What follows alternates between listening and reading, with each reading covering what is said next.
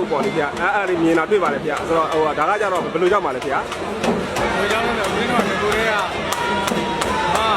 မျိုးဘာကဘာသာမျိုးဘာသာသာသနာကောင်းပဲဆောက်ရှောက်ပြီးတွေ့ရှိပါတယ်ဒီကိုတွေကလည်းမမသားဆရာတော်တွေကမိတ်ပါတယ်မမသားကိုခလုတ်ပဲတိုင်းကြရမယ်အပြုတ်ပဲတိုင်းလို့မရဘူး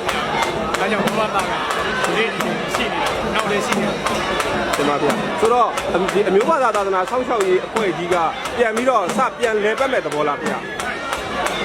လေပတ်မဲ့သဘောလားဆိုမျိုးဘာသာသာသနာဆောက်ရှောက်ရေးကမျိုးဘာသာသာသနာကိုမလိုအပ်တဲ့အစိုးရလက်ထက်မှာဖိနှိပ်ခံနေရတဲ့မိမ့်လေးအောင်ဖြစ်နေပြီဒါပေမဲ့အကုန်လုံးကဒီဘက်ထဲမှာမမသားသိတဲ့မျိုးဘာသာသာသနာသိတဲ့ရှိနေတဲ့ဆိုတော့အပြန်လဲပြီးတော့ဒီတွေကလည်းလေပတ်နေပါတယ်ဒီနေ့ဆိုရင်ကတိုင်းဒေသကြီးအစိုးရအဖွဲ့တွေကတိုင်းကိုတွေနဲ့ဒီလိုမမသားဆရာတော်တွေမြို့တိုင်းဆရာတော်တွေကပေါင်းလာဆိုတော့အရင်တော့ဆိုလို့ရှိရင်ဒါမဘာသာရဲ့လို့လှုပ်ရှားမှုတွေရှိတာပေါ့လေဗျာဆိုတော့အဲ့ဒီလှုပ်ရှားမှုတွေကပြန်မြင်ရမှာလားဗျာမဘာသာလှုပ်ရှားမှုမြို့တိုင်းလှုပ်ရှားမှုကတော့မြင်ရမှာရှိတယ်ဒီမှာဗျာ